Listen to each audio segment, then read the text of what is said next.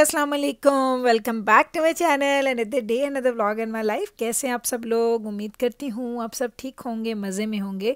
हम भी अल्हम्दुलिल्लाह हैं जी, बिल्कुल ठीक ठाक मज़े में। तो अर्ली मॉर्निंग आज मैंने काम स्टार्ट किए हैं क्योंकि बहुत ज़्यादा काम था लॉन्ड्री का।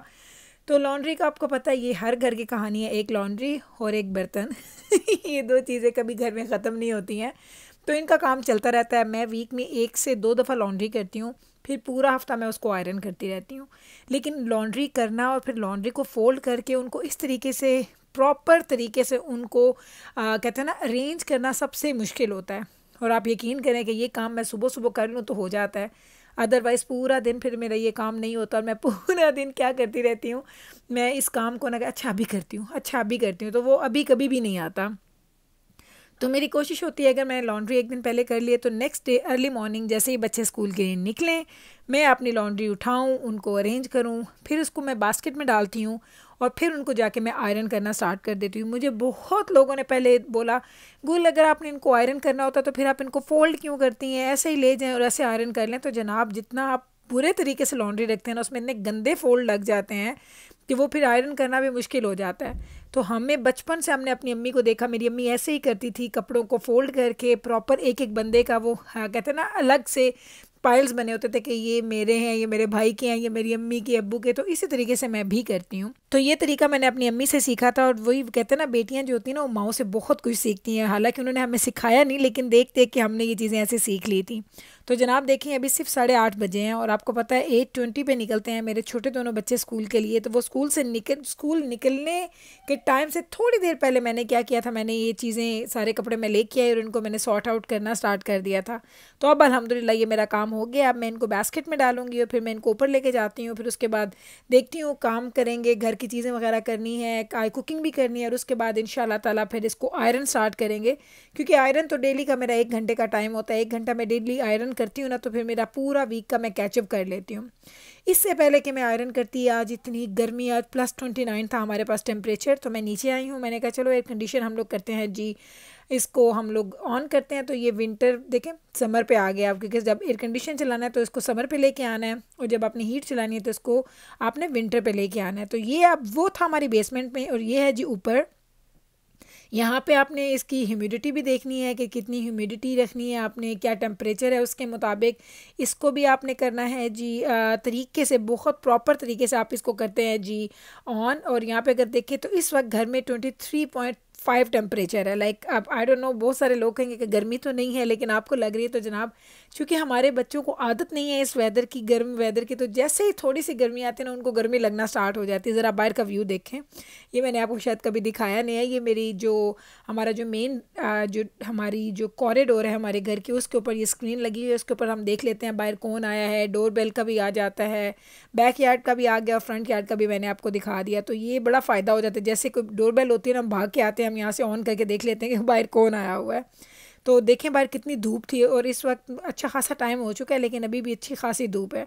तो अब मैं आपको ऑन कर, मैंने सोचा कि मैं इसको ऑन करूँगी। तो लोग कहते थे कि आप एयर कंडीशन कहाँ से ऑन करते हैं? तो ये एक ऐप है, और कैमरा में वो तो एक्चुअली प्रॉपर नज़र नहीं आ रहा, कैमरा में मुझे कम नज़र आ रहा था। मैंने बैबर्स को बोला था इसको फिल्म कर दो। तो यहाँ पे जाएंगे, हम इसके टेम्परेचर को करेंगे, जितना हमने टेम्परेचर रखना है उसको हम लोग कर सकते हैं मॉडिफाई अपने हिसाब से। हीट चलानी है, आपने एयर कंडीशन चलाना है, या आपने सिंपल फ़ैन चलाना है, वो भी आप फ़ोन के थ्रू कर सकते हैं। आप कहीं भी बैठे हैं ना, दुनिया के किसी नुक्कड़ में भी हैं, अगर आपके पास इंटरनेट है तो आप ये सारी चीज़ें कंट्रोल अपने फ़ोन से कर सकते हैं। तो ये इतनी आसानी है ना, सीरियसली, जब से मैंने ये सिक्योरिटी सिस्टम लगवाया ना, मेरी ज़िंदगी आसान हो गई थी। तो ये सारा सिलसिला है कि अब एयर कंडीशन ऐसे चल गए हैं। बहुत जल्दी सर्दी आ गई है, इतना हमने जल्दी एक्सपेक्ट नहीं किया था कि जितनी जल्दी आनी थी सर्दी, जितनी देर से आनी थी उतनी जल्दी आ रही थी सर्दी पहले, और जितनी देर से गर्मी आनी थी उतनी जल्दी आ गई है गर्मी। लाइक दोनों वेदर बहुत जल्दी जल्दी आ गए हैं। तो चलें, आप एयर कंडीशन हमने कर लिया है जी ऑन, और आज हमने करनी है जी पंजाब की याद ताज़ा। आज वो कहते हैं ना, पक्का वो जट्टों वाला आज हम काम कर रहे हैं। हमने आज क्या कहना, आज मैं बना रही हूँ, मटन लेके आई थी, अगर आपको याद हो। मैं मटन नहीं बनाती, मटन लाई थी, तो आज मैंने बनाना है उसको देसी घी में। और देसी घी का ये प्रॉब्लम है, मैं तो खा लेती हूँ लेकिन मुझे पराठे में देसी घी ज़्यादा अच्छा नहीं लगता। तो जाना कि बाबा तो बड़े शौक से खाते हैं, तो वो देसी घी में ही ज़्यादा चीज़ें खा रहे होते हैं। उनके लिए जो मैंने अंडे का हलवा बनाना है, पराठा बनाना है या कोई चीज़, तो वो देसी घी में ही खाते हैं। और ये नानक वालों का देसी घी मैं लेती हूँ। और वैसे आपको पता है मटन मुझे यहाँ कनाडा का अच्छा नहीं लगता, तो मैंने कहा चले फिर अगर ट्राई कर रही हूँ तो यूँ करती हूँ कि देसी घी में ट्राई करते हैं, कि देख लेते हैं कि मटन देसी घी में बन के कैसा लगता है। तो आज वो बिल्कुल वो ना कहते हैं ना कि पंजाब की याद ताज़ा आ रही थी मुझे।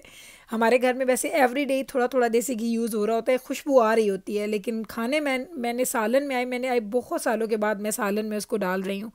तो चलें जनाब, ये मैंने पहले लिया था मटन में मैंने देसी घी डाला, इधर एक प्याज था, थोड़ा सा अदरक, थोड़ा सा लहसुन, एक बड़ा सा टमाटर, इसको डाल के मैंने अच्छे से ग्राइंड किया हुआ था।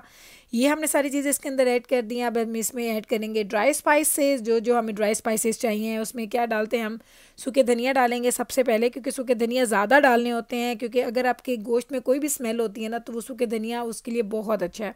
तो मैंने तकरीबन 2 टीस्पून ले लिया था सूखे धनिया। हल्दी मैंने तकरीबन 1 टीस्पून भर के डाल दिया, क्योंकि मुझे थोड़ा पीला कलर, और वैसे भी हल्दी आपकी बॉडी के लिए बहुत अच्छी होती है, हल्दी ज़रूर यूज़ किया कीजिए।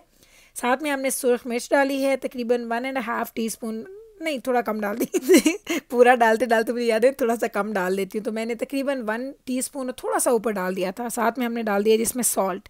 तो ये सारी चीज़ें इसके अंदर जानी है। सिंपल सा बनाते हैं, वो कहते हैं ना कि सिंपल हांडी बनाए, सिंपल खाना बनाए तो यकीन कर उसका मज़ा दुबाला हो जाता है। इसको अब हमने अच्छे से कर देना है मिक्स, और इसके बाद मुझे इसको देना है थोड़ा सा, हम इसको भून लेंगे इसके हमारे इंस्टेंट पॉट के अंदर ही। जैसे कि भुन जाएगा, भुनने के बाद हमने क्या करना है, हम इसका प्रेशर लगा देंगे।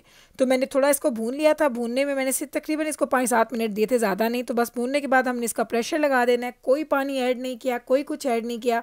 मटन है तो 15 to 20 मिनट में बहुत अच्छे से गल जाएगा। तो मैं 20 मिनट्स दे रही हूँ, क्योंकि यहाँ पे मैंने नोट किया है कि यहाँ पे गोश्त थोड़ा लेट गलता है। आई हैव नो आइडिया क्यों, लेकिन थोड़ा लेट ही गलता है।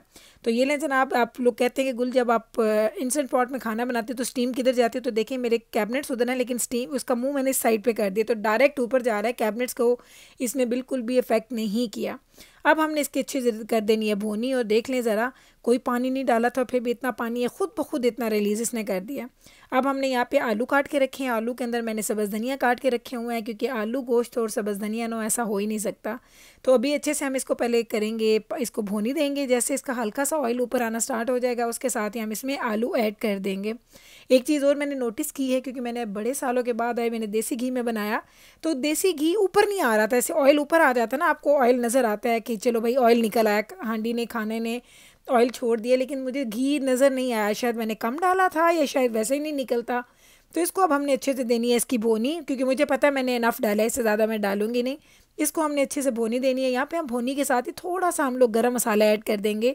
मेरी अम्मी हमेशा जब भी मेरा व्लॉग देखती हूँ कहती हैं, गुल तुम गरम मसाला क्यों नहीं डालती खाने में, गरम मसाला डाला करो। तो ये अम्मी के कहने पे मैंने ना तकरीबन ½ टीस्पून मैंने पिसा हुआ गरम मसाला, होममेड गरम मसाला पिसा हुआ मैंने, तो वो मैंने इसमें डाल दिया। अब हम इसको अच्छे से भूनेंगे। जैसे इसकी भुनाई हो जाएगी उसके बाद हम इसमें पानी ऐड करेंगे और उसको दम लगा के आलूओं को गलने के लिए छोड़ देंगे। जैसे आलू गल जाएंगे उसके बाद हमारा खाना रेडी हो जाएगा। तो ये थी जी हमारी आज की, वो कहते हैं ना, पंजाब की याद ताज़ा की, कि देसी घी मटन में वो बनाया, और यकीन करें अच्छा, बहुत अच्छा बना था। क्योंकि अब तो हम लोग खाना खा चुके हैं ना, खाना बहुत अच्छा बना था। ये फाइनल लुक आप देख सकते हैं। तो ये था जनाब मेरा आज का पूरा दिन जो मैंने आपके साथ गुजारा। उम्मीद करती हूँ कि मेरा आज का ये पूरा दिन आपको अच्छा लगा होगा। अगर अच्छा लगा है तो कल फिर वापस आइएगा मेरे चैनल पे। मैं मिलती हूँ आपके साथ सेम टाइम पे, सेम चैनल पे एक और नए व्लॉग के साथ। तब तक रखिएगा आप अपना ख्याल, हमें रखिएगा आप अपनी दुआ में याद। टेक केयर जी, अल्लाह हाफिज़।